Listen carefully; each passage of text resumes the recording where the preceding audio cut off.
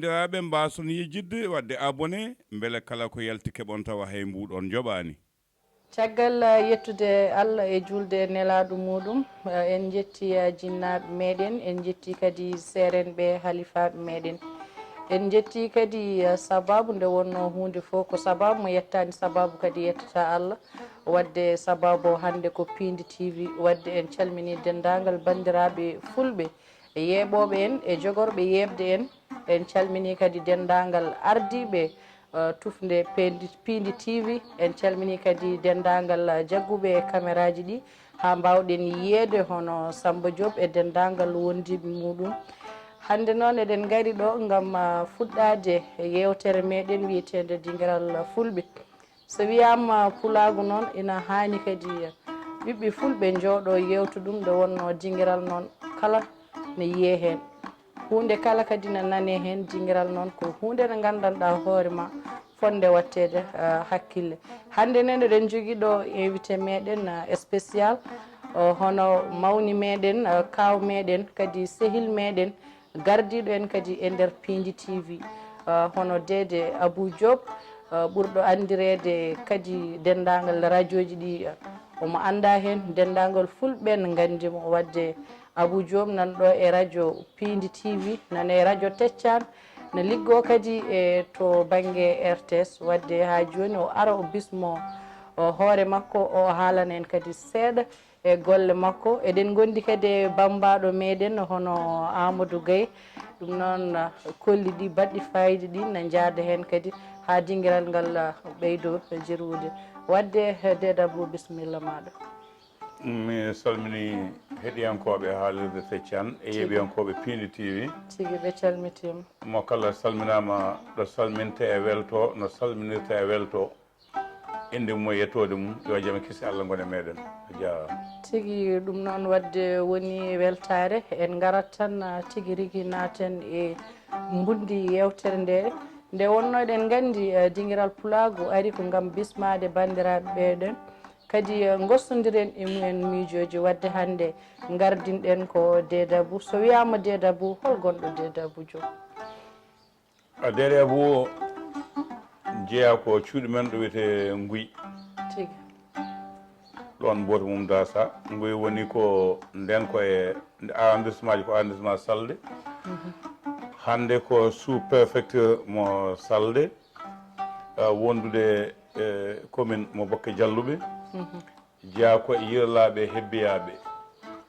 hebbiyaɓe ndendi canton yimɓe hewɓe noon kadi ɗum sendude mbiye canton yirlaɓe canton hebbiyaɓe ala ko canton yirlaɓe hebbiyaɓe rewo e worgo ko kañum ndendi ko ɗon Dede Abou jeeya tigui rigui wonani en weltare kadi en calmodiri kadi dendagal bandiraɓe saldenaɓe kamɓe fo en calminiɓe en juurimamaɓe kono Dede Abou ina anda an dillata ko e radio ji emin jiiɗi kalanamin hol hitande tigui rigui natɗa e radio e carriére maɗa e nder radio ji ɗi eyyi min de ko nanmi radio ɓooyi ɓooyani kono sababu nanɗomo e radio o ko sababu jangde Pulaar nanmi e radio ɗo ay wiide ko min e biyeteɗo Aliou Demba Mbaye no jeeyaɗo wiyete Lugge minen Allah hokki fartange fedde ɓamtore Pulaar ko sosa ko ina liggina yimɓe ne janggina kono ko janggilgol yarlita e wonno koye amen ɓe guiɗi dañde fedde wiyetede Sikko mo Canada yoɓaniɓe jangginoɓe ɗiɗo Pulaar ƴewdade beele sono jangginoɓe mbatti yoɓede ma Pulaar o wuuro wallahi min nawami Guyki Koliyaɓe Aliou Demba Mbaye nawa Hoore Fonde min janggini toon Allah waɗi jangde amen nde rewi lawol min gadda ɗo e ñalawma momtugol Humambinnagu laamu leydi Sénégal addi min ɗo min garda men almuɓam Guyki naɓe kanko adde almuɓe Hoore Fonde naɓe min jippina école Semani Bal nden min nawa radio e émission biyeteno Duɗal Pulaar yo Allah yurme ya fo Seck Fadel Kane ko kañum ɗonno émission o no wonde biyeteɗo Djiby Thiam jeeyaɗo Mumba nana hande Pip Fouta ko ɓen gonno e Nalla Kanen ko ɗum waɗi min jeehi radio min jeehi téléphoto ji ɗe no goodi ñande wondema adduma holluma ɗum sallah lamɗo jaaɓi ko nden guiɗimi yaade e radio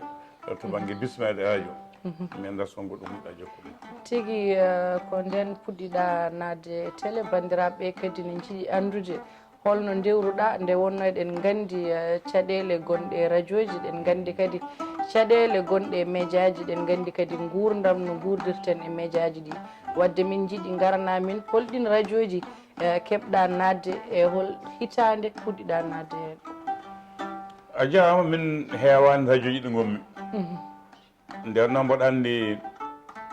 so neɗɗo heewi radio ji 5 jeegom jeeɗiɗi jeetati haa jeenayi ma wonko woni e joom radio ji ɗen ɓe wala wone fottude e wawɓe jogade neɗɗo wallahi walla tawa kanko o wona berɗo jogade tigi mawɗo Demba Keɓe mawɗo amen goto no haalano yo Allah yumamo yafomo haalnomo aljanna omo wiyatno mbambu wawa fewde ɗo ɗo bambeteɗo ne jogui alladu e wuddu mbambu wawa fewde ɗo ɗo bambu on jogui alladu e keeci mi hewani radio ɗi ndewmi caggal ɗum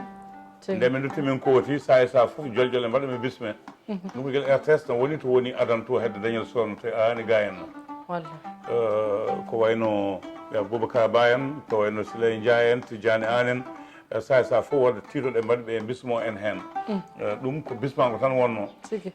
comme ken wittiyankoɓe caggal muɗum émission Boubacar Ba biyeteɗo hono kawral o hokki en heen rogere nde ngannduɗa eɗen kaala heen ko adi ɗum Siley Ndiaye e turde gandal woni 2 heures de temps waktuji ɗiɗi dimanche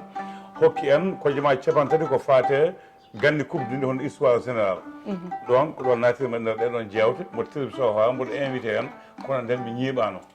hen gonmi ko mboɗo invité mboɗo yaaha ha 1900 hedde 90 11 gartumi ga tawi projet guuri ko uddi gartumi ga caggal muɗum min dañi projet biyeteɗo PNVA programme national de organisation agricole toon to diwan Linguére to Jolof ko Linguére no ñiɓirde nde mboɗo jeeno hen Hamad Ali Thiam gonɗo radio Teccan ɗo e woɓɓe hewɓe mi gonno hen toon gonnomi ha Allah waɗi 95 radio Duniya udditi nde radio Duniya udditi Ablaye Lam ko RTS wonno o nawa toon radio Duniya to so yiɗi uddide radio privé ko Sud FM rewi hen ko Duniya nden Duniya udditi Ablaye Lam waɗama mawɗo o woni e yiilademi omo hettonomi RTS o tawinomi Gambi omo yiilo ha wiyama ɗon Linguére o téléphone fixe ƴettumi o wi mi jiɗmi ko gara Dakar ngami haadami yiyoydemo jaami galle Pulaar Mamadou Ndiaye gonɗo galle Pulaar wimi Abou Diop Duniya udditi wat feere jaaha toon daña toon yewtere nde janɗa hoorema mbiyami eyyi won nodɗumi ɗo hami serta e mum haademi hoorde Linguére mami yaha mi ƴeewoyam ɗum dañi yewtere jaami galle makko ko Ablaye Lam omo woni hedde station Touré ɗo tawmomi ɗon o wi komin nodduma radio Duniya no udditi mi ƴewdima haal Pulaar ma ngon nayo walla jeewo kono ko jinmi ko mi dañani jinmi ko ga gonden hen mbiɗa hoolima mbimon min noon mo jogui golleje nane ko Linguére gonmi gonmi ko Linguére mi wawa woppude ligguey o man wayno yo e dabɓe jaami kaldume mabɓe min pamodiri mi ummo Linguére mi arta ga mi watta wadde balɗe 5 lewru fof mi yaha Linguére ɗum nayimi radio Duniya jettima e Duniya ko ñande 17 janvier 1995 nden puɗɗimi toon e radio Duniya nde gumimi Duniya mi ñaguinoma joomam somi ummima radio Duniya ko ñaguinomi joomam yo Allah nawam RTS walla radio caggal leydi mi ñaganoki radio wongo ɗo mi anda ko Allah longuinirnomi ɗum Allah waɗi gonmi Duniya gonalngal moƴƴal ɗemɗe 6 gendiyankoje ɗe fof ne gonno toon kañƴe fof ɗe gussa ha laaɓi ha adi Pulaar o tan e wolof o firti ko Allah hayso wona min Allah waɗi mi dañiɓe hewɓe jagganoɓemi toon ujunaji 6 neɗɗo mbaɗi fedde jagganodemi toon kadi min mbo toppino liggueyam hay soko seeɗa miɗa dañde caɗele miɗa nadde ko wona haajam e miɗa awde ha sabba nagam o ɗon gonmi Duniya ɗo guila yewtere wotere ha ndemi jewte tati ha nde Allah waɗi yo Allah yurma Tidiane An nde rutte jomum ko adi ɗum Tidiane An serano e yidde yomi ya RTS heeɗiyankoɓe hewɓe so nanima paam ɗum Boubacar Ba serano yidde ɗum yo Oumar Diallo serano yidde ɗum eyyi ha Allah waɗi noon ko rutte jomi ko hankanti wonti alay saago Seynabou Koro woni directrice wi alay saago mi yaaha ko yew Oumar Diallo kisa Allah kadi hokki woni caggal Boubacar Ba en daari hen Tidiane guila no wuuro dañani ko jinno ko Allah hokki yew Oumar Diallo ittimi Duniya addimi RTS ɗum noon wadde kadi eɗen mbaɗa rendre hommage hono ɓen ɗon jaale daraninoɗe leñol fulɓe eɗen gandi ɓe jeehi kono ha joni darde maɓɓe e golle maɓɓe nan ɗo ha joni jaaha wadde eɗen ñaago Allah nde Allah yurmotoɓe kadi yaafoɓe mbiɗa joni on ɗon walluma ha mbawɗa nadde RTS emin jiiɗi kadi jubbanamin seeɗa e gonka ma e RTS ɗo wonno ka neɗɗo teskaɗo ɗon ka neɗɗo kadi gandaɗo ka neɗɗo mantaɗo ɗon ko ɓuri welde mi faade metade RTS koko mbiyanmi onon arɓe oɗon jangga ɓe ko sa ara haalirde walla ayawo a siifi contrat aɗa signina kala ko mbawɗa dañde hen miijo won contrat mo ciñinɗa ma haalani won hakkude ma heeɗiyankoɓe ma neɗɗo kaalo yo hakkude makko heeɗiyankoɓe makko ɓuur tiddemo e joom haalirde nde sababude sa joom haalirde ƴettima ko ɗaminade aɗa wawi haalde te saɗa haala tawa aɗa jogui yimɓe sa alaɓe caggal ma hay goto sohlani wadde duniya to mi woni toon gonagal ngal ganduɗa mi wawano mi wawa ɗum haaldude Ben Bass yalla yurmoma yafomo haalnomo aljanna kala mbiɗo Ben Bass fewani an woni mo fewani so tawi tan aɗa liggo aɗa feewi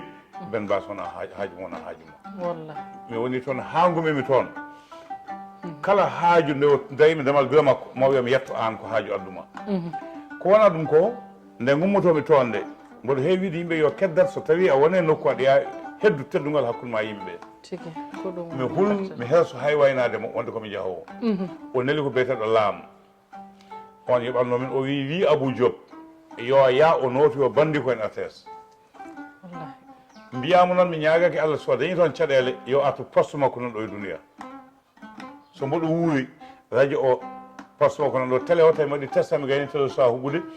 poste makko nan ɗo ɗon ko hay waynademo ha ɗo ɗo gonɗen kala e janvier somi yeehi radio duniya kamɓe fof ɓe ngaat ɓe kaala ɓe jetta hami woya kala koɓe jogui ɓe guitta ɓe tottami ɗum ko wiide yimɓeɓe yo ndenat gondigal moƴƴal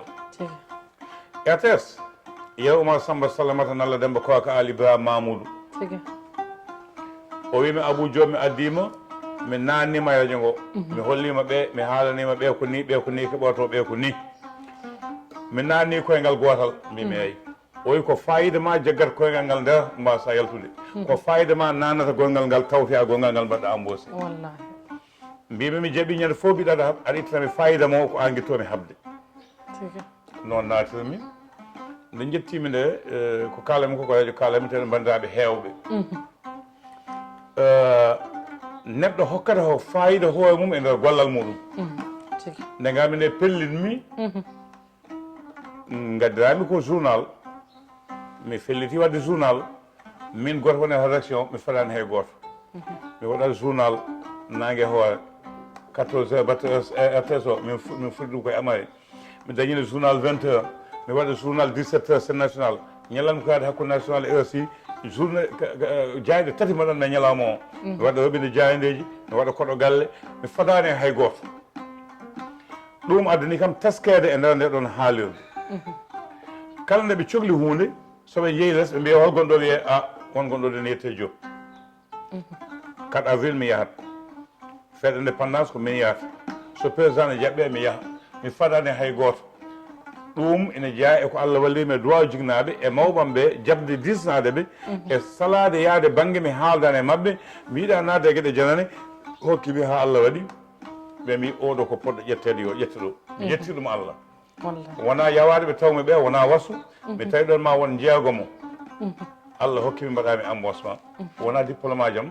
kono noon ma taw ko wunani hen e jabde gollade wadde ɗum kewmi wiide neɗɗo kala ɗo gonɗa jab gollade wona gonga e ma gollanɗa leñol ma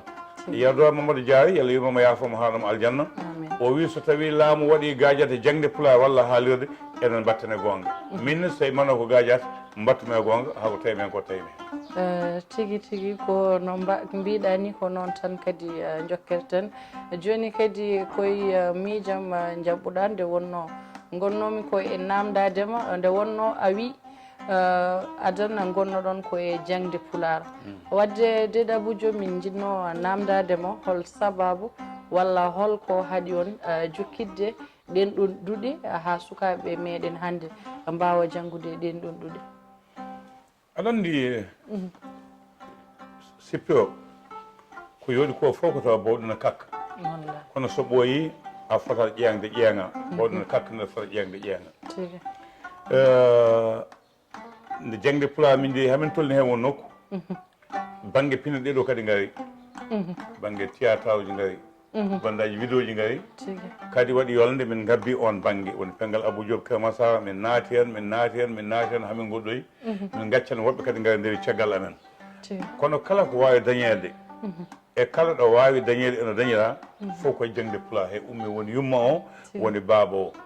kadi leñol so janggani aldata kadi sen goppi jangde nde en jahata kadi jangde nde ko nde fiɓinde laamuji men kutoto kalisaji caggal leydi ñaama kono ɓe jiiɗa jangde nde no feewi nafano ko enen mbattene gonga jangguinen kono yolde jangde nde ina no dari tigi tigi en nani kadi en paami saabi namdal ngal kadi ko na heewi duuɗe ɗe gandanɗa hoore ma ɗo e nder Dakar mais way kono ɗi dartima ni hono duuɗe pengal kisal jammugel ne joguino duɗal mum pengal Mamadou Alassane Ba Thiaroye ne joguino kadi duɗal mum kono ɗen ɗon duuɗe kewɗe gonɗe ɗo e Dakar en mbawa limdude ɗi kanji fof ɗi dartima ete eɗen kewi nande bandiraɓe no namdo ɗen ɗon duuɗe aɗa andi nden e pengal Mamadou Alassane Ba ne janggina kañum ha joni ko wayno Souleymane Baal en ko wayno pengal Cheikh Oumar en ko wayno Jamɗe Mbawa en ko wayno kewɗe natti woode ɗo saabu min o haade am jangginoyde Fouta ɗo mbimami to mi janggini Souleymane Baal mi janggini Yombol Huudo Boune galle Nende Guis en oɗo Nalanke min janggini galle mabɓe leegal mabɓe min janggini ɗo Cambérène nder Layen ɓe mi janggini toon goppimi jangde paami guyki ko e Sicap Liberté 5 Aliou Kébé gonɗo ayro kañum lomtimi toon wadde minen nde min janggande nde ko gonga e men tan ko jangginde woni haaju amen ko jangde yawlitare caggal mum eɓɓoji naati hen wonti hagandi jobdi laamu watti ñamde haalise jangginoɓe mbatti ñamde hen ministre o watti dañde hen ɓe natti toppitade jangde nde mbatti tan toppitade taw ko dañete hen ko ɗum waɗi jangde nde natti wade no wanoni tigi ɗum noon wadde nanama kadi famama en calmini kadi rewɓe fulɓe ɓe hono Tijjani e wondude Ummi Dieng en calmini kadi Salamata Diop en e dendagal kadi liggotoɓe ɗo e Pindi TV namdal gongal Dede Abou wonde ko battuɗon ko gonɗon e duuɗe ko beele won defte ɗe binduɗon beele hande ɓeɗo sukaɓe wodɓe yiɗɓe janggude walla kadi yiɗɓe nande Pulaar so tawi won defte ɗe binduɗon goppanɗon ɗumen ɗo so tawi ko namdal kuuɓal no winda ha heewi firti ko minen nde min jangguinta nde defte jangguinirɗe tawi kewani nden ko dayeb tan wonno ko direction l' alphabétisation wenno Free Versant ko ɗon tan wonno waɗi defte seeɗa nden ko wiyeteɓe Samba Hawli Segen gonno ɗon wonno toon ko Malal Hamade Mbayen wonno toon ko Mbassou Niang dessintuno yo Allah yewmi ɗum yaafo ɗum haɗum aljanna ha caggal muɗum ko wayno fedde ɓamtoe Pulaar galle Pulaar watti mulde defte fedde wiyetende ARD watti mulde defte ko nandi hen min ga banggam ga ko defte wotere mbindumi yalti wiyetende ganni e kuptidinɗi Afrique mawɓe nder Berlin e jeggotoɗo Afrique woni histoire général ko ɗum woni ko bonnomi nden defte kono defte kam hande wona defte caɗi Safet nana windi e Mamadou Anne Sayede nana windi ARD nana windi fedde ɓamtoe Pulaar no windi sadi ko janggoɓe kono defte no gooni tigi wadde en nani kadi en paami enen sukaɓe yiɗɓe janggude Pulaar walla jiɗɓe heɓde defte Pulaar janggen hono rewɓe nan dadi e worɓe kala ne binda defte hono Dieynaba Boubou Sow en ɗum noon wadde en ala mbatten so wona ƴeewen ɗeɗon defte cooden kadi ƴeewen janggude ganden kadi fina tawa meɗen e cosaan men wadde Dede Abou holko mbasiytoɗa leñol ngol jangde ko famde suura he walla mina tigi duttoɗen e jangde nde so laamu waɗani mbaɗen jawdi men ko koye men jangguinten ko ɓesgu men jangguinten so ɗemgal ngal janggaka ngal mayat so ngal maayi leñol men yahat majjat meles yaada e men Ali Baali yo Allah dandu en wadɗi en ko janggude e jangguinde e ngoɗo eɓɓo